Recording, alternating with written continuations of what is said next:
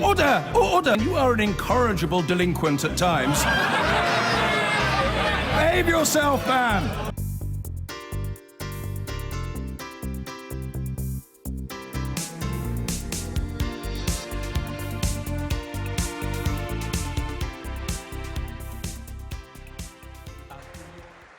Now, work is the best route out of poverty. That's a slogan popular with politicians both left and right for the past 2 decades. But as the country surges towards record numbers of people in work, the number of those in work and in poverty too is also rising. According to the Institute of Fiscal Studies, 57% of people in poverty live in households where at least one person does have a job, up more than 20% since 1995. Our social affairs editor, Jackie Long, has been talking to families who find work does not always pay. We know that work is the best route to security and building yourself a better life. Work is the best route out of poverty. Work, the route out, the ladder up, the key to escaping poverty. It's a mantra repeated by successive governments of all political persuasions. But increasing numbers of families are finding for them, Want to go in? It's just not true. I feel like I am failing her, which scares me a lot. When you're really struggling, it's depressing. You feel worthless. I would hate to be able to not feed my kids. That's my biggest fear. I would hate to not be able to feed my kids. Childcare worker Vicky always dreamt of having a child of her own. But it's been tough. Separated from her partner, she initially had to rely on Little Village, a local charity, for things as basic as nappies and baby clothes. Look. She works 16 hours a week, and with benefits, her total income is $1,600 a month. 2/3 of that spent on rent for this studio flat in London. After childcare, she says she's left with around £17 a day.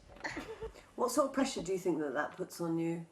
A lot of stress, a lot of worry, and it can get quite emotional as well, because you feel like you're failing your child. Yeah. It just upsets me because I want to give her everything. But when you have the struggle of money and knowing that if you don't have any, what would you do? I know like friends and stuff would help out. I know I would have help, but you want to do it as yourself, as a mum, a proud mum, to give your child everything that they need. Single parents like Vicky are nearly twice as likely to be in poverty as those in two-parent families. She says she'd like to work more hours, but with childcare costs outweighing low wages, she can't afford to. You don't like that one? But would you be better off not working? I would be, yeah. Majorly. Much better. I wouldn't have to worry so much, but I have to do it. I want to basically be a role model for my daughter to be like, you know, if my mummy can do it, then I can do it as well. Just after this was filmed, Vicky decided she can't do it anymore and is now giving up work. For many years, much of the political focus has been on getting people who are out of work back into employment as a way of combating poverty. And broadly, that's been working. But at the same time, a different problem has taken centre stage. The number of people in poverty who are in working households has risen significantly. According to the Institute for Fiscal Studies, 57% of people living in poverty are in households where at least one person is in work. And that's a huge challenge for the government. In Hartlepool, Sammy Stewart often pops into the local children's centre. Hi, Sammy. Hello. They've helped her out on many occasions. A hairdresser she's always worked. Now with 2 young sons to bring up on her own, she does around 16 hours a week. She says she couldn't even afford to do that if it wasn't for the patchwork of childcare and financial support provided by her family. And do you ever have to ask them for help with money and food and things like that? Probably, yeah, sometimes. I try, well, yeah, probably is 9 times out of 10 I do, but don't like asking them because you don't want to really, but yeah, I do. And like, I couldn't, like, obviously being there and being the good, like, parents and stuff that they are, they do that for you. It's your kids you worry about, isn't it? It's not me I'm bothered about, it's the kids. With a monthly wage of around £450, she has to rely on benefits too. She says the family were much better off under the old system of tax credits, and that problems with the new universal credit have meant she and the boys have been left with around £50 a week to live on. When this came out, I bawled my eyeballs out. I did, because I didn't think I was going to get by. I cried and I cried and I cried, and I was really, really worried. And like, I was worried how I was going to feed my kids, how I was going to clothe them, how I was going to do everything, keep a roof over the head and everything. But obviously, I've got by with a good family and a good set of friends behind me. So I think But that's stressful. it is, yeah. Oh God, really is. But you get by, don't you? And you manage. For Keith Morris, working more isn't really an option. Is that nice, Christian?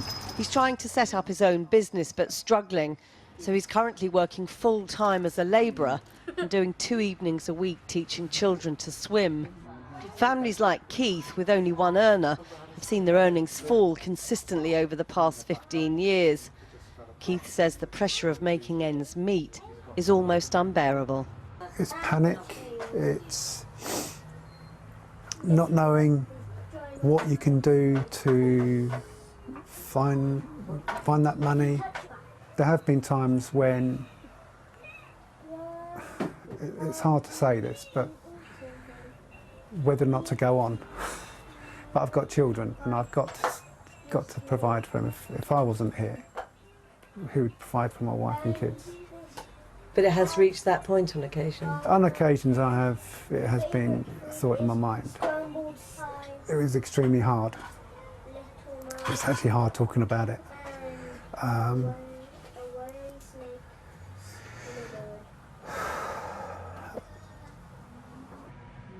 The sensory light helps daughter Amelia, who has autism. Disability benefits take the family's income up to around £2,000 a month. But with almost half of that spent on housing costs, Keith says he feels they're just going backwards. His dreams, well, they're pretty modest. Are there things that you'd love to be able to buy that you just can't? I'd love to be able to go out to a restaurant with my wife, take her out for a meal. Can't at the moment. I'd love to be able to take my kids on a holiday. I can't without knowing that I'm not going to be paid for that week and that I'm going to be spending maybe 2, 3, 4 weeks' money. It's hard.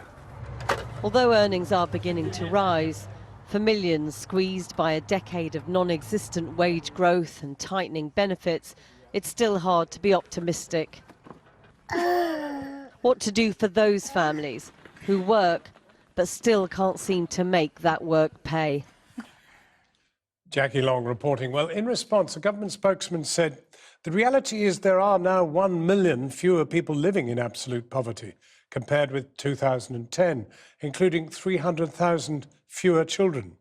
Under universal credit, taking on extra hours will always pay, and people keep more of their hard-earned money rather than facing the benefits, cliff edge, that happened in the past. Well, I'm joined now by Ed Boyd from the Right of Centre think tank, the Centre for Social Justice, and by Laura Payne, who's from the anti-poverty charity 4 in 10. So was the previous welfare system any better? Previous to this Conservative government?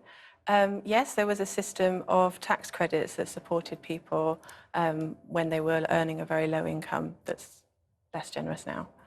Would you agree? Not quite, and I don't think it's a simple case.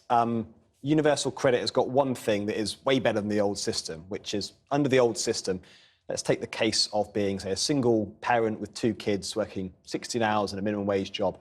For every pound that you wanted to earn above that level, you got to keep 4 pence. That's how much it disincentivises work and people kind of moving on. That said, we've been campaigning for the government to put more money into universal credit after Osborne's 12 billion that came out a few years back. Putting that back in would make sure universal credit was fully funded and has got the kind of incentives in place to make sure that people are properly encouraged to take on more work and they get to keep more their money when they do. So I think it's better than the old system, but it could be a lot better if that money was put back in. Do you agree with that? Yeah, as it stands now, it's less generous, and you've argued yourself for the work allowance to be raised because at the moment it isn't sufficient. And with the rollout of universal credit, we've had families where it's been rolled out in London experiencing more rent arrears and risk of homelessness as a result of the destitution that's caused by. Isn't the biggest problem the slowness of take-up? I mean, that in fact the process of actually getting into the universal credit system for any individual family is actually not immediate. There have been, there's really long wait involved, which obviously when you're already living with nothing, how do you then survive for another few weeks with zero income? So yeah, there are problems with that. The government will say that it's listening because it has reduced that waiting time. I think what the videos are showing is that where the families are working, they're still really struggling despite trying their hardest. And that's what we've got to tackle, the fact that you can be in work and not earn enough to raise a family, and that's not okay. Well, it is exactly that point that provoked the department to try and rectify things. But the truth is that is exactly what we found, and it's illustrated very well by those families in the film. Yeah, didn't see them in the films. Interested to know whether they were on the old system or the new system of universal credit. The majority of people are still on the old system and therefore subject to a lot of the old rules. One of the things that's rarely talked about as part of this as well is that under the old system, the job of government was to shove somebody into work. It doesn't matter what work These were all people on the new system, and they were all in really impoverished circumstance. Yeah. No, and that's not good enough, is it? Absolutely not. I think there is an issue of in-work poverty. There's absolutely no getting away from it. I'd suggest as well that there's an even bigger issue of out-of-work poverty that still exists in this country. However, universal credit helps with that. It doesn't solve it overnight. Government welfare systems can't change every situation and everyone's problem. You need businesses to create good jobs. Except that's not exactly what the government said. They said it would transform this thing. Well, I think it would transform this was it, the but great, not by itself. the great elixir of benefit systems. I think it's a far better benefit system than the old one. The idea that it's perfect, I think, is far-fetched. No welfare system across the Western Hemisphere will ever be perfect. However, it's a huge improvement on the last one because you incentivise people to work. You let people keep more of their money, and I think it's not what was illustrated in the report, is it? I mean, what we saw was people suffering and yet employed. Yeah. And we know that child poverty is rising. So this isn't really a solution that's going to work unless there's more money invested in it. You know, we're seeing food banks popping up and charities in our network that are stepping in to give young girls sanitary products because without them they'll miss out on school. You know, we're talking about symptoms of a really desperate situation, and these are not solutions in themselves. The truth is you want a society where if people are in work, they get paid enough to live on and raise a family. And if they fall in desperate times, you want a safety net that pushes them back onto their feet, not one that pushes them further into crisis. Let's look at Vicky Jones, who was one of the specific individuals in that film. She decided, frankly, that the margin between being on benefits and working was so small that it wasn't worth her continuing to work, and so she took the benefits, which then at least allowed her to be with her children. I mean, that's a crazy situation. That is a crazy situation. It's far more the case that if you are on the old benefit system, it paid to be out of work. It paid not to even be looking for work. Well, it still doesn't pay to be in work by the look of it. Well, under the new system, we would like more money to be invested in. I think we can all agree on that. But you keep 37 pence for every We have a pound new that you system. earn. We have a new system, and it's not properly funded. And as a result, although it may be brilliant, it doesn't work. I think You've told us yourself it's not properly funded. Absolutely. I'd put more money into it to make it more effective. But the idea that it is worse than the old system it replaces is far-fetched, given how almost immoral elements of the old system Well, in were. a sense, I want to leave out Trapping the people old system in this particular moment. The big thing is that you, from essentially a centre that sees reasonably eye to eye with the government, doesn't believe it's been properly funded. Yeah. How much money would it take to put it right? So it's about 3 billion or so a year. We believe they should put back into the system. We suggest funded by freezing the personal allowances increases that the government have scheduled in order to make sure that the system works even more effectively. Something that should go alongside it, though, which is often missed in this debate, is the new system. Instead of just shoving someone into a job and saying, we hope that will work OK, and not worrying what the job is or how well it's paid, what the new system allows, first time, is a huge amount of support for those people to progress in that work. So if this is going to be successful over the coming years, the government will invest in charities and doing things personally to actually help people to progress in work, to earn more money and to get a better job. That's going to be a key part of it. Let's see if we can get agreement on one thing. Is a single benefit a great idea? I think a simpler system that is designed to be easier for recipients is a good idea, but it needs to be properly funded. He says it needs another £3 billion. Is that the sort of figure that you're working on? I wouldn't know, sorry. Well, I mean, one wouldn't know, but figures are in the end conjurable, but clearly it's not adequately funded. Absolutely not. Would it work if it was?